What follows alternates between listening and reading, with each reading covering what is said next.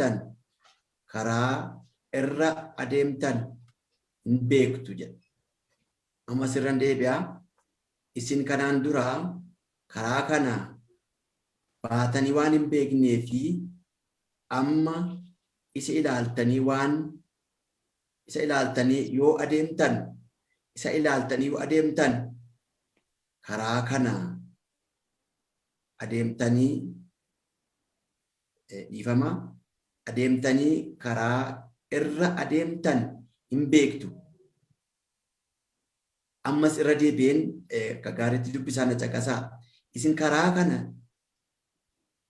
karaan dura karaa kana baatanii waan hin beeknee fi amma isa ilaaltanii yoo adeemtanii karaa irra adeemtanii hin beektu jedha. Galanni isaaf haa ta'u. Iyyaasuu boqonnaa 3 lakkoofsa 4 irra jira dubbiin kun.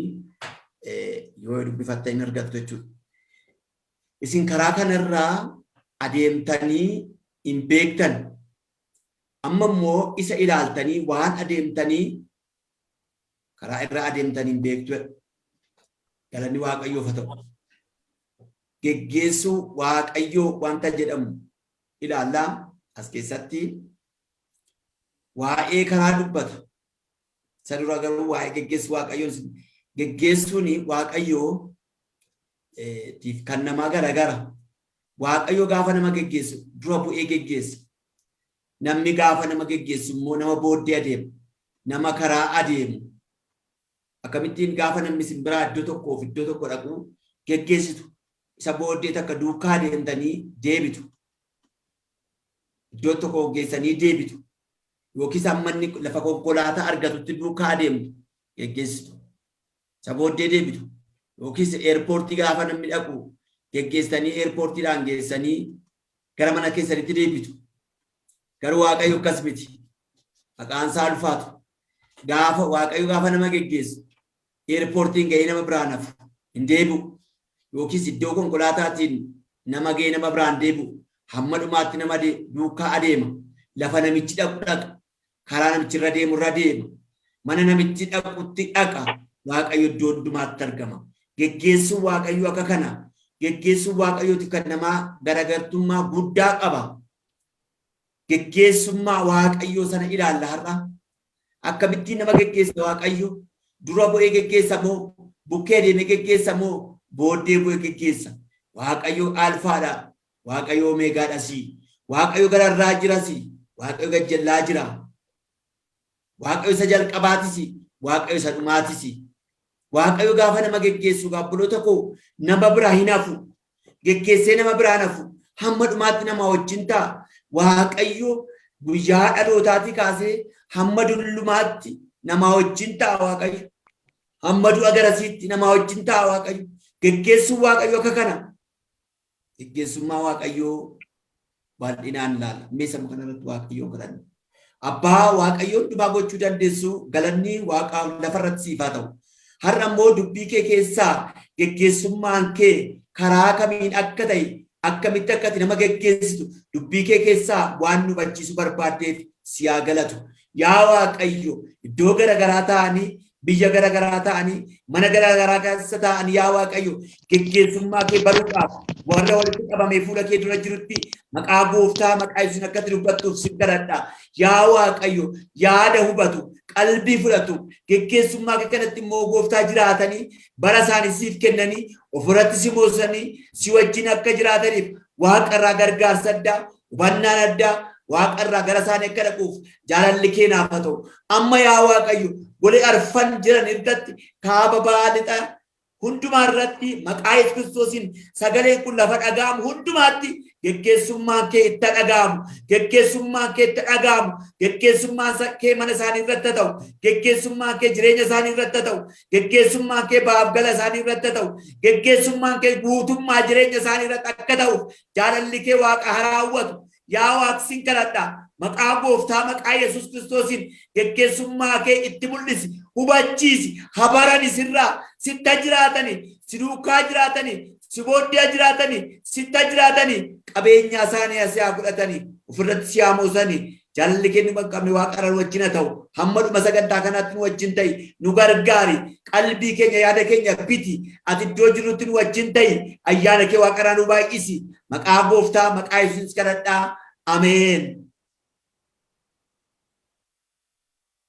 Waaqayyoof galanna ta'u. Ameen. Yesuus Gooftaadha. Yesuus Gooftaadha. Ameen. Dhugaadha Waaqayyoo nu geggeessaadha. Inni geggeessaa amanamaadha. Inni miltoo amanamaadha. Inni Waaqayyoodha. Waaqayyo akkamittiin nama geggeessa? Waaqayyo eessatti nama geggeessa? Amma irra deebi'een dubbise irra deebi'een amma tokko walii wajjin ilaalla. Isin karaa kana isin kanaan dura karaa kana baatanii waan hin beekneef amma isa ilaaltanii yoo adeemtan karaa irra adeemtan ni beektu. Karaa kanarra adeemtanii hin beektani kanaan dura. Amma immoo isa ilaaltanii waan deemtaniif lafa dhaqxanii hin beektu. Hallelujah. Karaan dura karaa kanarra deemtanii hin beektani. Geggeessu Waaqayyoo hin beektani. Akkamittiin Waaqayyo kan nama geggeessu hin beektani. Amma kaatanii isa ilaaltanii waan deemtaniif immoo waan gootan lafa dhaqxan hin beektu. Jala galanni saafatu. Ameen. Amma gaa geggeessu Waaqayyootiin lafa dhaqu beekna. Kanaan dura hin beeknu karaa kana hin beeknu turre. Kanaan dura jireenya keenyaaniitu ofii keenya hojjetanna. Ofii keenyaa baana. Ofii keenyaa galla. Waan dhabne yoo dhabne akkamittiin akka argannuuf yaadi geggeessina. Geggeessu Waaqayyoo dura bu'ammaa Waaqayyoo hin beeknu turre. Amma garuu isa ilaaltanii waan deemtaniif waan gootan lafa dhaqxan jireenya jiraattan hin beektu. Galanni saafatu. Iyyaasuudhaan akkas jedhe Waaqayyo. Saba Israa'eliin akkas jedhe. Buloota koo tarii kaleessa dheengaddaa waan baay'ee barbaadan dhabdaniitu ta'a. Jireenya keessanitti wanti isin irratti jiraachuu danda'a ta'a. Dhabdaniitu, dabqitaniitu, fiiddaniitu, rakkattaniitu. Garuu waan fiiddanii waan dadhabdaniif hin arganne amma isinittin himaa, har'a isinittin himaa. Geggeessummaa Waaqayyoo isin dura bu'e waan fiiddaniif hin dhabdanii, yoo fiiddanii qaqqabdu. Waan dhabdanii argattu dabqitanii deebitanii kan waan galtanii Waaqayyo isin milkeessa. Ameen. Geggeessummaa Waaqayyoo nama milkeessa. Geggeessummaa Waaqayyoo fiixaan nama baasa. Galmaan nama gaa. Waan yaadan biraan nama gaa. Yoo Waaqayyoon dursisiisan, yoo Waaqayyoon fuuldura buusan, yoo Waaqayyo yoo jedhe yoo jettani Waaqayyo waan hundumaa isinii guutuu godha. Ameen. Lega shekla doriamas saga. Lega doriamas. Hallelujah. Waaqayyo ganama geggeessa godhota ko. Si geggeessa irraa ka'ee Waaqayyo mana kee geggeessa, jireenya kee geggeessa, fayyaa kee geggeessa. Waan gootu wallaaltu, garatti gortuu wallaaltu. Waaqayyoon of dura bu'uunaan akkasii ta'a. Ameen. Ameen. Hin baddani godhota ko kanaan dura dadhabdaniittu, fiiddaniittu, joortaniittu garuu barri dhufeera. Ameen. Ameen. Barri nu Waaqayyo nu geggeessu, barri Waaqayyo nu milkeessisu, barri hojjennee dadhabnee itti argannu barri isaa dhufeera. Barri kisaaraa nurraa ka'eera.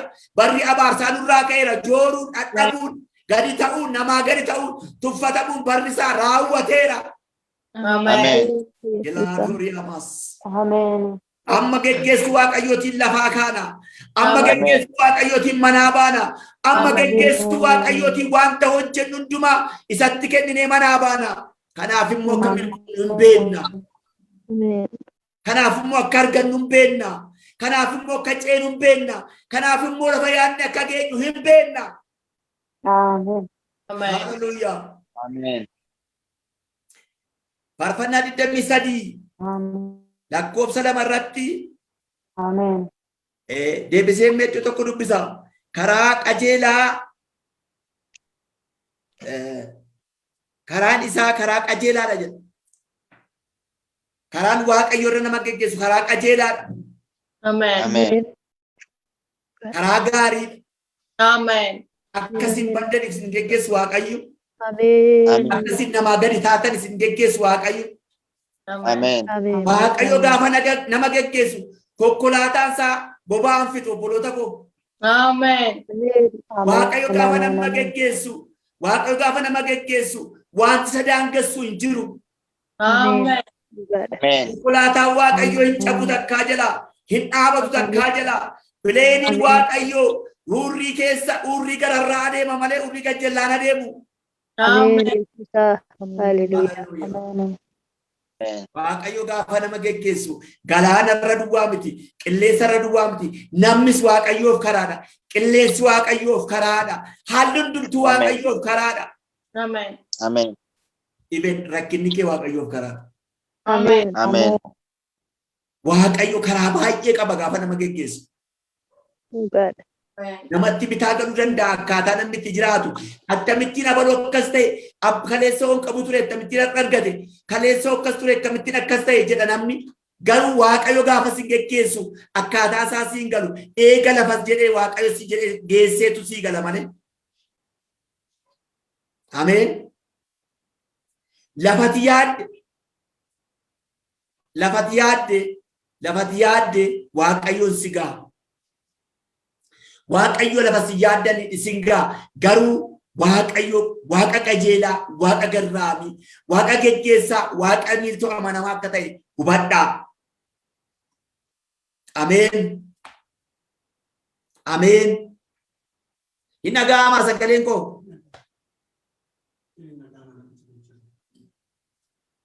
Kanaafi geggeessummaa Waaqayyoo gaafa nama geggeessu wantoota tokko barbaachisa. Ulaagaalee qaba.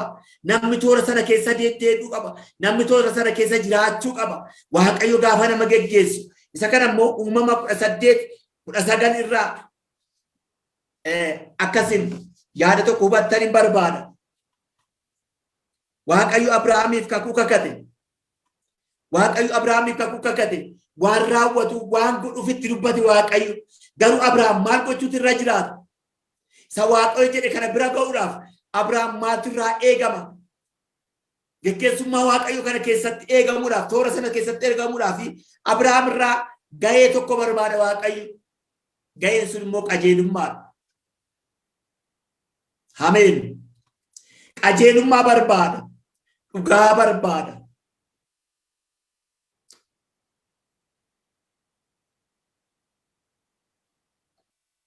Qajeelummaaf dhugaatti yoo Waaqayyo wajjin jiraattan, yoo Waaqayyo wajjin deddeebitan, yoo karaa Waaqayyo isin barbaade sanatti argamtan waan yaaddan hundumaa hin argattu. Waaqayyo isin gargaara. Waaqayyo lafa yaaddan isin ga'a. Miltummaa Waaqayyo nama biraanaaf. Waaqayyo takka nama gargaaree Waaqa nama biraafu miti. Waaqayyo takka nama wajjin ta'e Waaqa nama biraafu miti. Waaqayyo nama miti. Ameen. Waaqayyo nama miti. Waaqayyo gargaaraadha. Maqaan isaa immoo Waaqayyoodha. Galanni isaaf haa ta'u. Isa kanaaf abboomamuu qabna obboloota koo. Sagalee Waaqayyootiin bitamuu qabna. Akka sagalee isaatti jiraachuu qabna. Wanta Waaqayyo nurraa barbaadu gochuu qabna. Akkaataa Waaqayyo ittiin barbaade lafa isaa jireenya Waaqayyo keessa nu jiraachise keessa jiraachuu qabna. Yeroos lafa Waaqayyo nuun jedhe sana ga'uu dandeenya. Iddoo kakuu sana ga'uu dandeenya. Iddoo Waaqayyo nuuf kakate sana ga'uu dandeenya. Kana achitti toora sana keessaa yoo baatan miltummaa Waaqayyo isin biraa ta'a. Kophaa taatu. Kophummaatu dhufa. Dhadhabuutu dhufa. Kufuutu dhufa. Kanaaf of eeggannoo barbaada. Mana Waaqayyo ayyaana Waaqayyo nuuf kenne jireenya Waaqayyo nuuf kenne keessa jiraachuutu nurra jiraata. Abboomamuu qajeelummaatti jiraachuu dhugaatti deddeebi'uu nurra barbaachisa. Kun barbaachisummaa isaati. Ifama.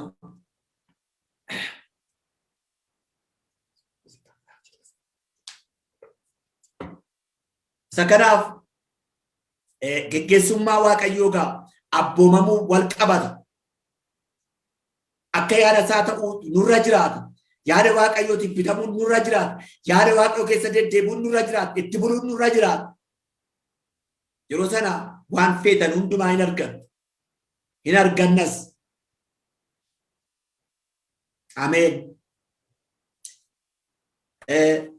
kana duwwaa miti raajii Isaayyaas boqonnaa 48 lakkoofsa 17 irraa iddoo tokko dubbisa.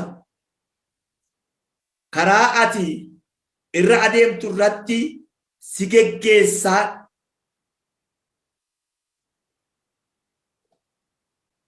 Karaa ati irra adeemtu irratti si geggeessu. Karaa ati irra adeemtu irratti si geggeessuudhaa jedha Waaqayyo. Karaa ati irra adeemtu irratti Waaqa si geggeessuudhaan.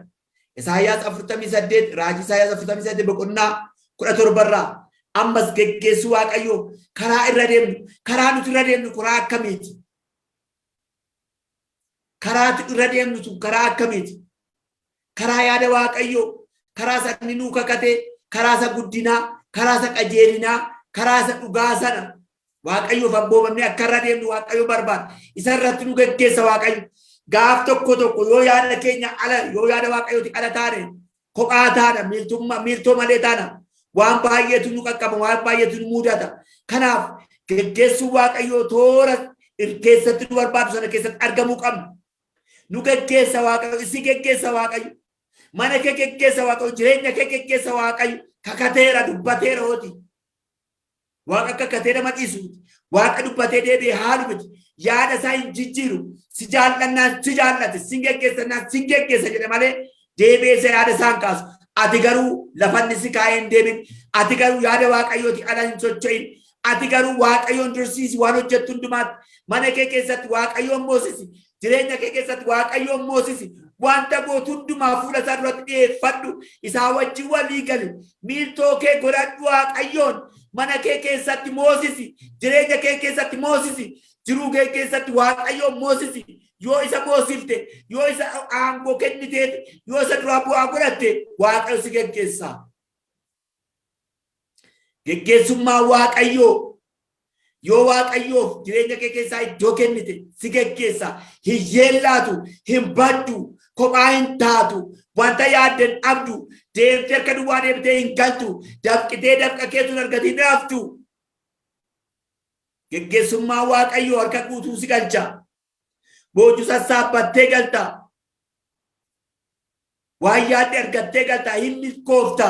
Si milkeessa Waaqayyo. Garuu geggeessummaa Waaqayyoo kana yaadiitti itti yaadi. Sagaleen amma dubbise kana irra deebi'aa dubbisaa obboloota koo hubadhaa. Itti gadi fageessaatti hubadhaa. Gadi qoraa hubadhaa. Dhoksaa guddaa of keessaa qaba. Geggeessummaa Waaqayyoo akka kan namaa miti. Geggeessummaa Waaqayyoo akka kan namaa miti.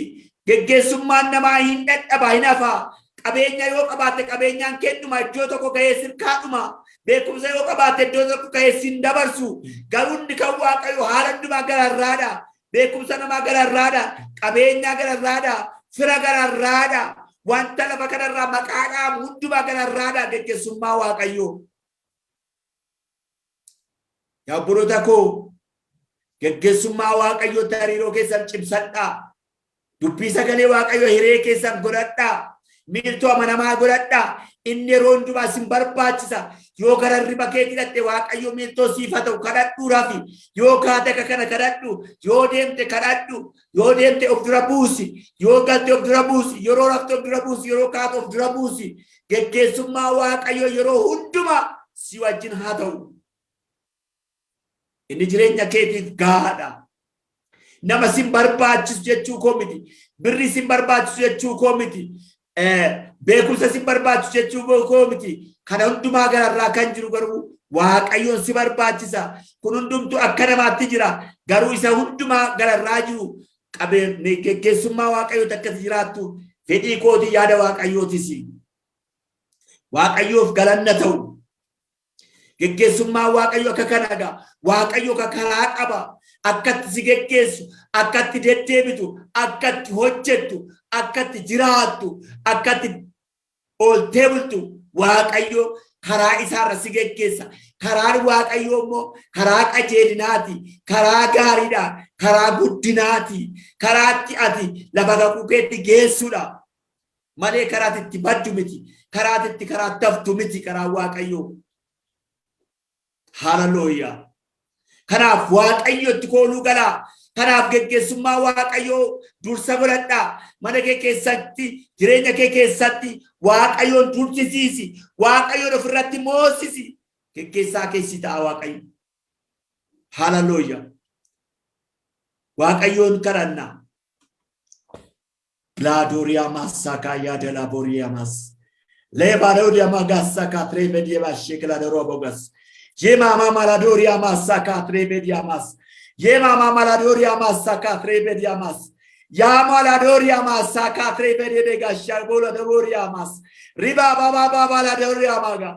Erreba yama gladoria masaka trobadia. Jiba gladoria massa. Kima lodi magasta kaya moraboya. Rebago la diamassa catreba diamassa. Raboya mama mama baba baba baba. Raya bossa. Kema lo diamassa catro badias. Jeba gloria massa catrodi. Hallelujah.